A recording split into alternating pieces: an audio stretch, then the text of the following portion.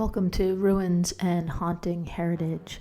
My name is Dr. April Bisa. I'm an associate professor of anthropology at Vassar College, and this is my archaeology seminar for the fall 2020 semester.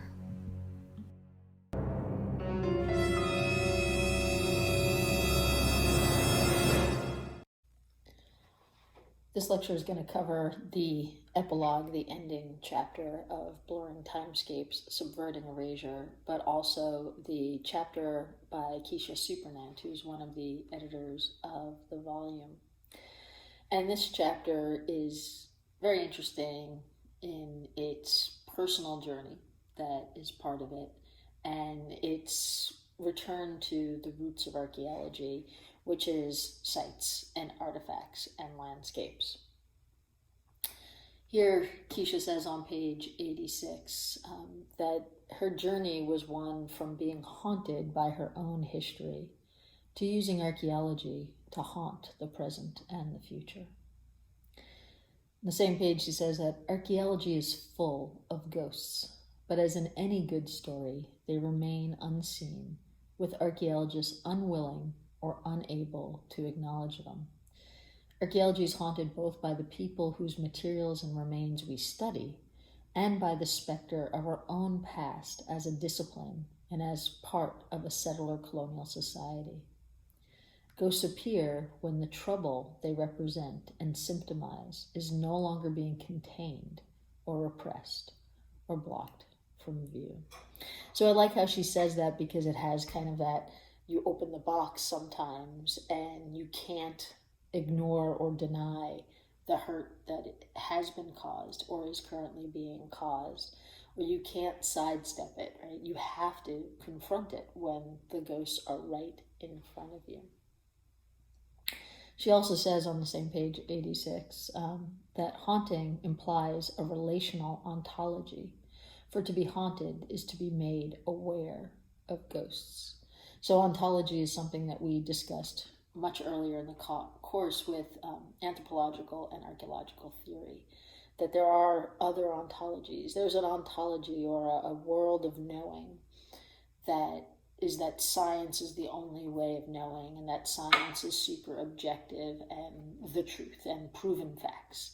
Whereas if you study science, you're often reminded that scientists never prove anything and that everything is a theory subjected to change, right? But the way of knowing and understanding within that science is king world of ontology makes sense to itself. There are other ontologies that include relationships to the present and the past and to each other and to animals and so forth. So to believe in, to understand haunting as a thing that makes sense implies that you are part of an ontology where haunting is a possibility and where haunting is a way of being made aware of things that have happened in the past that persist into the present and therefore should be addressed, not run away from. On page 87, she says that archaeology is haunted by the disciplines past, present, and future. The complicity of our disciplinary ancestors in dispossessing indigenous and other colonized people, robbing graves, excavating pasts not our own without engagement with the descendants of those pasts, and upholding settler colonialism, and an ongoing narrative about archaeologists as the rightful stewards of the past. So past archaeologists were like, we are the best. We can do anything. It is our job. It is our right to go dig up that cemetery, to do it in the name of science, and that nobody could criticize us because we are archaeologists. So many archaeologists today reject that idea completely, that we as archaeologists are interested in the past and we have some experience and expertise about the past, but it's always in relation to the descendants and the people who are, it's their past, it's their heritage. So I like to think of archaeologists more as heritage managers or co-managers with communities, that to speak of somebody else's past without their permission or intentionally against their own ideas of themselves is an act of violence. So therefore, let's see what the archaeologists of the past did right and wrong. Let's improve on what they did and try to create a better archaeology for the future. So this is part of why she says that archaeologists themselves are increasingly haunted. As indigenous people assert their right to make decisions about the materials of their own past and their right to tell the stories of their ancestors using their own knowledge systems. So we have both the ghosts of archaeologists past that are kind of whispering at us, but we also have the ghosts of indigenous communities who are also whispering at us. And we are trying to find the right path where we are useful instead of part of a system of dispossession. Also on page 87, archaeology as a remembering of the indigenous past by people who are not indigenous became at times an erasure of the indigenous present and future. Many archaeologists today work with and for indigenous communities rather than on indigenous paths without involvement of living indigenous people. So in the past, when people wanted to know who were not indigenous about what it was like to be a Native American, they would ask an archaeologist instead of asking a Native American. And that was part of the idea that, well, indigenous people don't exist anymore. It's sad that they're gone, but I want to know all about them. But I don't want to respect who they are today or make sure that what I do does not harm them and enables them to thrive. So archaeologists have generally stepped away from that narrative. Not everybody, some people. And that, it's better if you really want to know about what it's like to be an indigenous person to learn from indigenous people, which could be indigenous scholars. It doesn't have to be that there's no indigenous people around me. There are books, there are movies, there are songs, there's poetry, there's so much produced by indigenous people that should be the source of what indigenous life has been, is, and will be like. There's even indigenous sci-fi. So archaeologists finding their place as part of this haunting of what has been done wrong or unjustly in the past. So Keisha is an indigenous person as a member of the Métis, which is a nation in Canada mostly. And she says that her ancestors were ghosts that were haunting her. She says, I was never taught to remember them. It took archaeology to help me remember, to find my way back to them.